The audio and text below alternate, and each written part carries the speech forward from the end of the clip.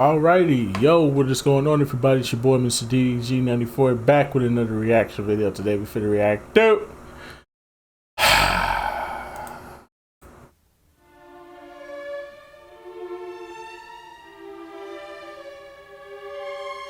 The Madness Continues. Oh, man.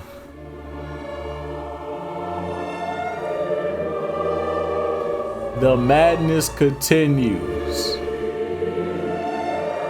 Oh man. I know I missed out on some shit. But here's the thing.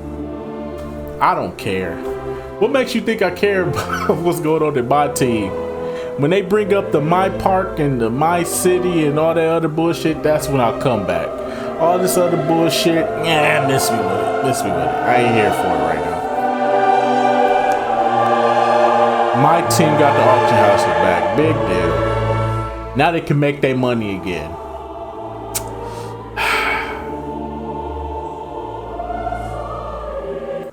Just when I thought 2K was gonna get greedy, it was like, nah. We gotta get our money back somehow. Troyden ain't uploaded my team this whole year. He been mad about the auction house. I think we should bring it back. I think that was a bad idea. You think?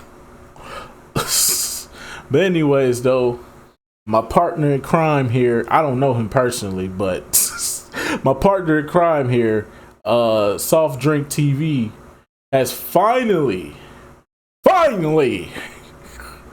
decided to step away from the football games and come back and do the NBA 2K25 shit now. Thank God, man, because I was getting lonely out here, man. I was getting lonely out here in these streets. I thought I was alone. But the homie SOFTDRINKTV came through, man. So let's check his video out. Let's see his thoughts on 2K25 so far. Itch play. Fuck. Since my last video on NBA 2K25, 2K has released a gameplay trailer along with 5 courtside reports, which are marketing breakdowns over the game's main new additions throughout different modes. I'll be going over them and adding my takes in this video. NBA 2K25 releases on September 6th for everyone, but if you pre-order the game, you can play 2 days early on September 4th. I don't like this recent trend of sports games giving players early access for pre-ordering.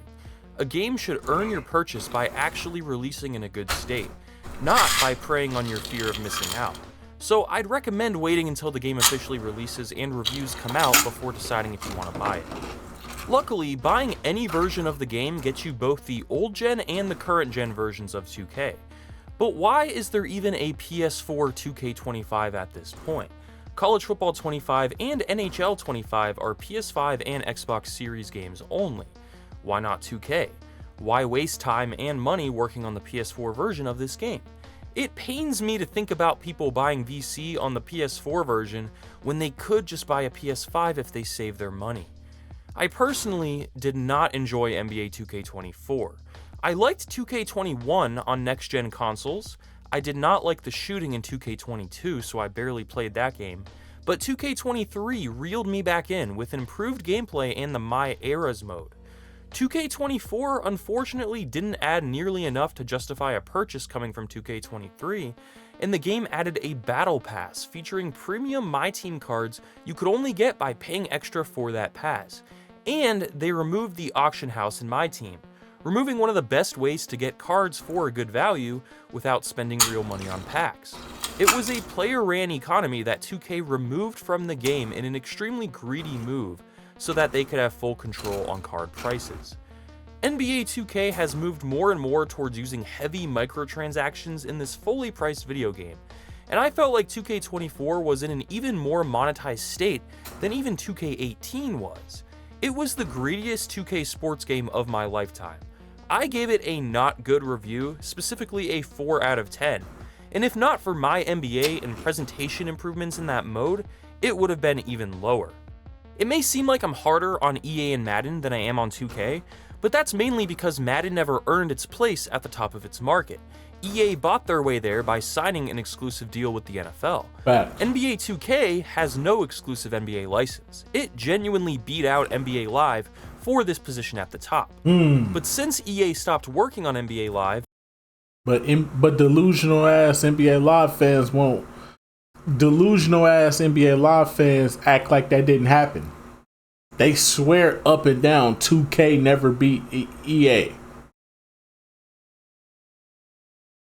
I pray for you imbeciles in the NBA Live community that keep saying this dumbass shit.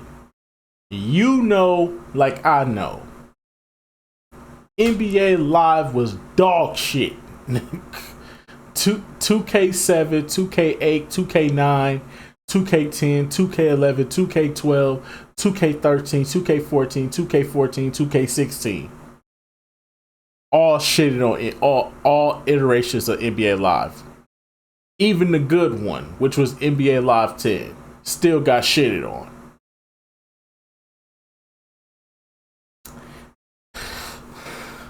But y'all motherfucking EA niggas keep swearing up and down NBA 2K did not defeat NBA Live. I don't know why y'all so delusional, or why y'all take that to your grave, but numbers don't lie. The fanfare says it all. Why you think 2K is where it is now? And why NBA Live is where it is now? Stop being delusional. Accept the fact that 2K beat NBA Live fair and square. Unlike Madden, which didn't beat none of his competition. He just bought his way to the top. That's not fair. You should earn our dollar, not monopoly the market and force us to buy it because it's the only one out there. That's crazy. 2K has gotten greedier and greedier. NBA Live 18 made NBA 2K18 look bad by letting you start your career as an 80 overall and not featuring as egregious microtransactions. And as a result, NBA 2K19 was a much better playing game with less predatory monetization. That was a direct result of competition. EA or another company needs to return to making basketball games, whether that means to make a college hoops title, or a new NBA Live, or even a new NBA Street with an online park focus to compete with 2K's park. Any of those would push 2K to do better because right now, they have no reason to go as hard as they used to. This is the only NBA game on the market, so 2K assumes it'll make enough money regardless. I will be reviewing NBA 2K25 upon release, and I will be brutally honest, so subscribe to this channel if you don't want to miss that. Now, let's start by breaking down the new gameplay trailer.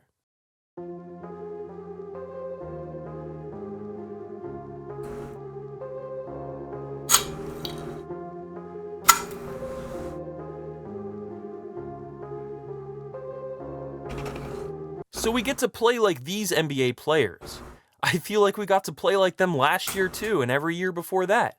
What they are trying to say is that they added 9,000 new animations to make every player feel more unique and true to life, which can only be a good thing for gameplay. But will it be noticeable? This is the pro play question. Is this a marketing gimmick like Boom Tech and Madden? Or will it be a generational step forward for gameplay?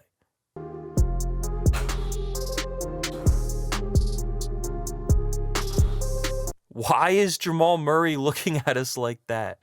Graphically, I don't think 2K looks special anymore. 2K21 on PS5 looks better than 2K24. I think NBA 2K14 looks better. I didn't notice this till now. Why does Anthony Davis got the jailbird braids? Don't Anthony Davis got dreads now? I could have sworn Anthony Davis got dreads now. 2K update y'all hairstyles, man. Jesus Christ. Better than 2K24. If the city is taking up so much of the game's memory that graphics, specifically lighting and reflections, are regressing, then the city needs to shrink down or be less prominent. The NBA part of 2K should be the focus, but because the microtransactions are found online, they prioritize Park and my team over the core NBA experience, which sucks for sim players. 5 years into 2K on PS5, we should be blown away by the visuals, but instead they have this dull, flat look. Skin and hardwood looks more like rubber than anything.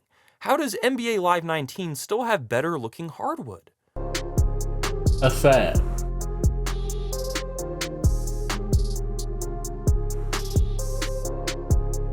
Those dribble moves look solid, and more moves is cool and all, but 2K clearly prioritizes flashy dribble moves and stick skills over simulation NBA gameplay at this point.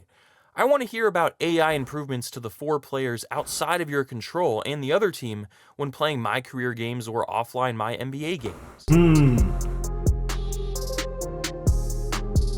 These animations look nice so far, but I feel like I've seen that exact dunk animation numerous times in 2K already.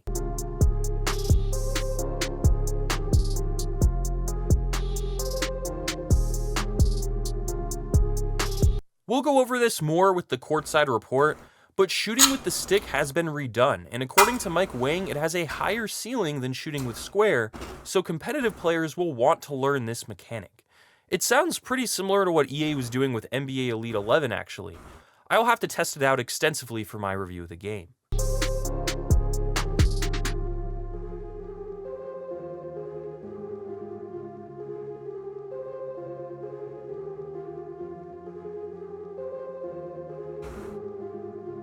User defense seems to be reworked. This trailer claims it'll be more skill-based with more accurate inputs.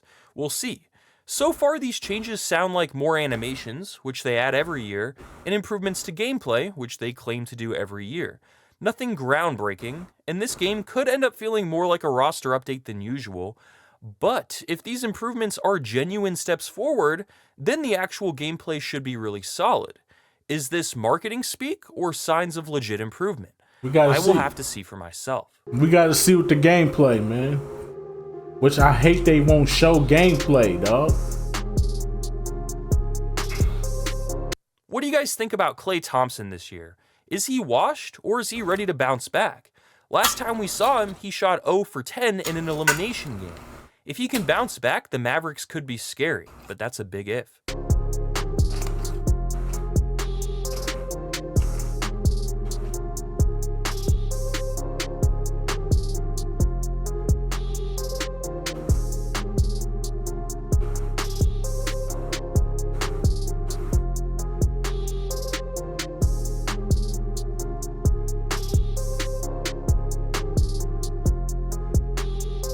So that's pretty much it. The trailer does highlight gameplay tweaks and changes, but it doesn't actually show gameplay from a normal camera angle.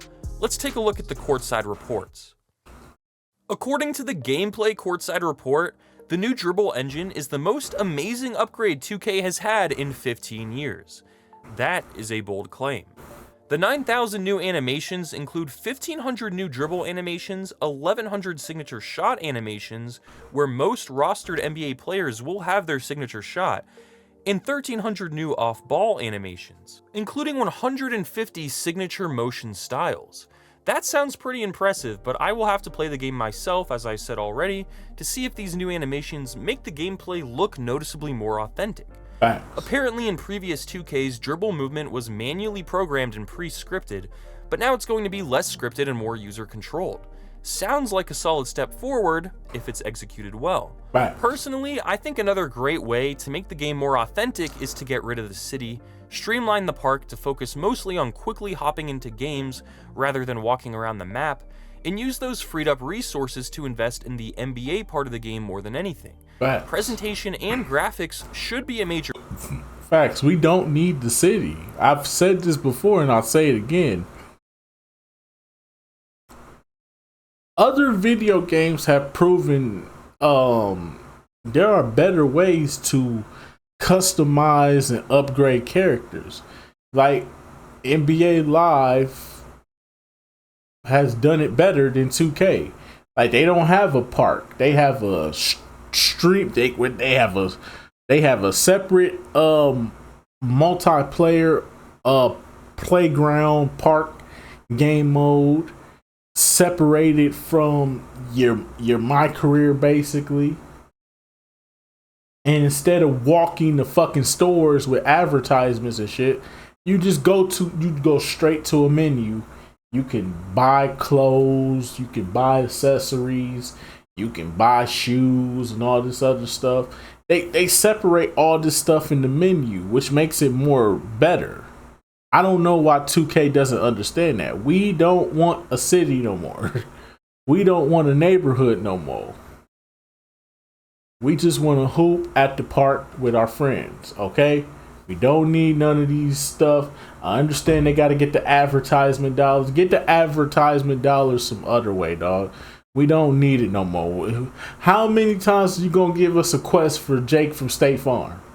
How many times do we have to do a fucking side quest for Jake from State Farm where we got to dress up as Jake from State Farm just to get... No, fuck out of here. We tired of Jake from State Farm. Fuck Jake from State Farm. Fuck Reese's Cup. Fuck Reese's Pieces and all that other bullshit. We just want basketball. Just give us that. Factor, not just new animations. There's no excuse for why NBA 2K14 should look more authentic graphically than a game that is over 10 years newer. 2K14 should not be relevant graphically in any way today. New shot animations for off-the-dribble shooting have been sourced from real NBA footage. It'll be interesting to see if sourcing animations from footage is as accurate looking as motion capture from real NBA players. The shot canceling feature sounds like the game is taking another step towards more user control. Being able to cancel any animation to seamlessly switch into another while shooting or finishing sounds really nice. The more user control, the better the game will play, especially online, although to a point. They addressed the shooting complaints from last year. Personally, I found shooting less fun than usual, as you had to green to make the shot, and the randomness of shooting from previous years felt missing. In real life, for example, you can chuck up a bad shot that's heavily contested and luck into making it sometimes. Facts. Shooting in 2K has been too user-controlled recently in my opinion, basically removing unexpected makes from the game. To be as simulation-like as possible, there has to be some randomness involved. I want to see shots bounce on the rim, and I don't want to know what's going to happen, like Kawhi Leonard's infamous game winner against the Sixers a few years ago. 2K is addressing shooting complaints by giving users more choice over shooting. You can choose a low-risk reward shooting profile that's more forgiving and won't need you to green to make a shot, and it focuses more on a player's shooting ratings than actual user skill. A mistimed shot could still go in, which is how 2K used to be.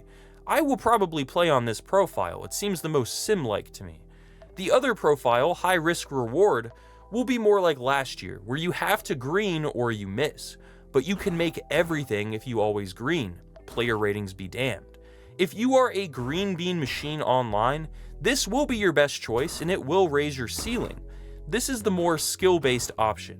Regardless of your pick, this seems like a pretty significant upgrade to shooting that should please two different groups of people. I like this a lot. Custom visual cues allow you to essentially create your own shooting meter. That's another nice addition. Pro Stick Rhythm Shooting is the new shooting mechanic using the Pro Stick, similar to NBA Elite 11. Usually to shoot with the stick in 2K, you hold it down and then release the stick to shoot.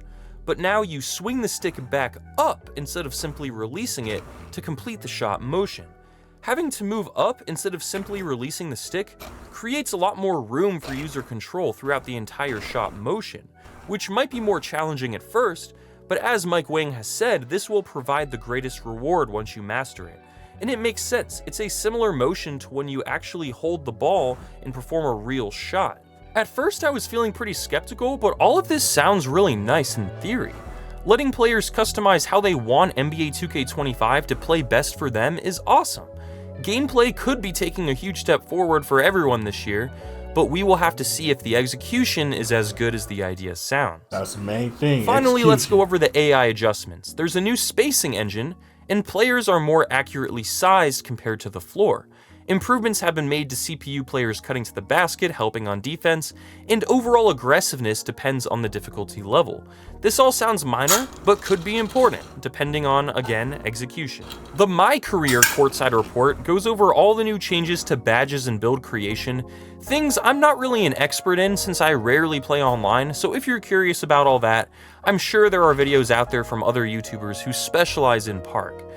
Where I'm interested is the changes to My Career itself. This year, you play through 4 of the most pivotal games in your path to the NBA, which includes a showcase game, your high school championship, the FIBA World Cup, and an open run with NBA players that has narrative implications. You can skip these to go straight to online, but if you do complete them, you get a 5% My Points accelerator, which does give you an incentive to play them. Some interesting new additions here include jersey swaps after a game, a Hall of Fame jacket you can wear online if your player actually makes it to the Hall of Fame, season XP is earned in NBA career games, which helps your progression across the entire game, and you can even play in full FIBA tournaments during the offseason with your player. These minor changes sound cool, but what I'm focused on is progression. Will it be easy enough to grind your player to a competitive level and have a fun NBA career without buying VC? Or is the game going to make your career suck in an attempt to push you towards buying VC? That's the main fucking issue. Are we finally going to get back to where the game was beforehand? That 2K13, 2K14, 2K15, 2K16, 2K17 era, where it didn't cost that much to max out your player. I think in 2K17, I think the max was like 100K. Before that,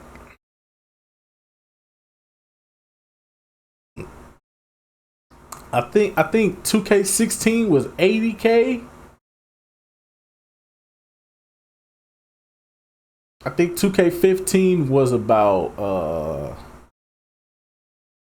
2K15 was about I think 2K15 was about I think it was about 80K as well. And I think 2K14 was 75K would max out your player. So can we get back to that? Can we get back to where it don't cost that much to upgrade your player? Where if I grind it out for about let's say I grind it out for about in-game wise a month. Let's say I play a month's worth of games in like a span of 1 or 2 days, right? And I rack up about 20,000 VC, SP, whatever you want to fucking call it, right? That should be enough to get me up to like an 88, 89. It used to be like that, but it's not like that no more for some odd reason. Well, we know why, because of the greed, but still. I will have to play to find out. For the game's franchise mode My NBA, there are some new changes as well. First, My GM returns as a separate game mode. Why was it removed in the first place? It seems no different than the original version of the mode, except now you can walk around your physical office, which might be cool, but also might be annoying and take up unnecessary resources. It sounds fun overall though, and I'm glad to see it return in full. No other sports game has a role-playing general manager specific mode like this. My NBA added a new era, the Curry era. Why? I feel like the LeBron era was fine, and you could still get a similar experience already starting in 2010. With this era you start in 2016, and it'll be fun, sure, but I wish resources went towards a Bill Russell or Wilt Chamberlain era with a black and white broadcast package. That would have been sick and a better use of a video game letting you replay history. You can technically go hop on NBA 2K17 if you want to play through the Curry era. There's no video game where you can play in Bill Russell's era, outside of a small game mode in NBA 2K12. There are some cool changes here overall, But I feel like 2K could have done more. The bubble should be a mandatory moment you play through in 2020. Why hasn't the bubble been replicated in any way in NBA 2K yet? That was a major moment in recent NBA history. Also, My Eras came out in 2022. We should be able to choose any starting year at this point. And notice how they mentioned nothing about CPU logic within this mode when it comes to free agency and roster construction for AI-controlled teams.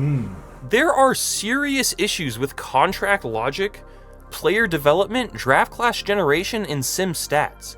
These issues break the mode after a few seasons and haven't been addressed in years.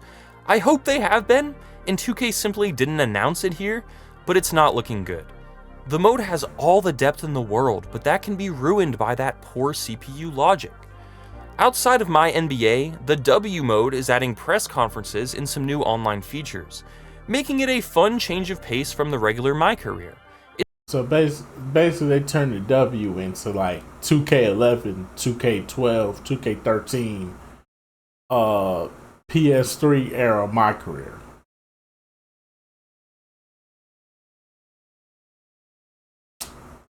Okay.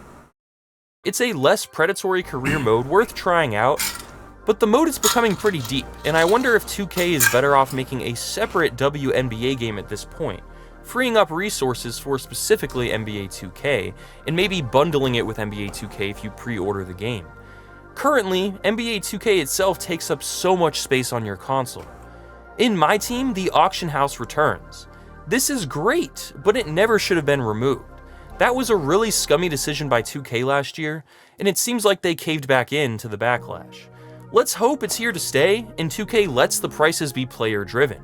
The phrase, zero tolerance policy on activity detrimental to the health of the mode is concerning, because that could mean anything, such as you getting a nice card for a steal of a price. I will have to see this for myself. There is now an entire park for Triple Threat, further bloating up the size of this game and taking more resources away from the NBA part of the game and the graphics. I hope it's worth it. That's pretty much everything important that's been announced right before launch here with NBA 2K25.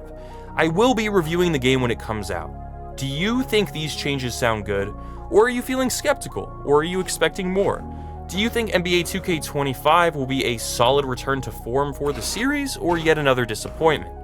Let me know in the comments down below, and thanks for watching.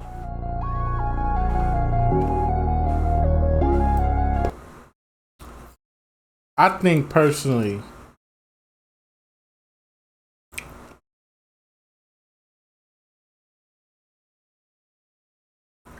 as consumers, we need to see the product.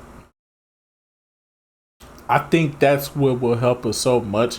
They're not showing us the product. They're just telling us everything. But the thing is, we can't give in. We cannot fold. We must see the product.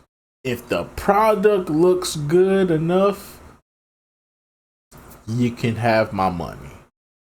But if the product is still the same old shit from the past year, from the past year, and from the other past year, then nigga, keep that shit. I already got the game.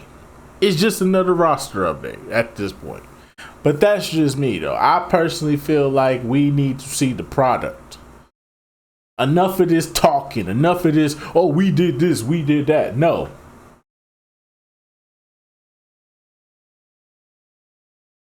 What does the product look like at this point? They won't show it to us for some odd reason, and I hate that.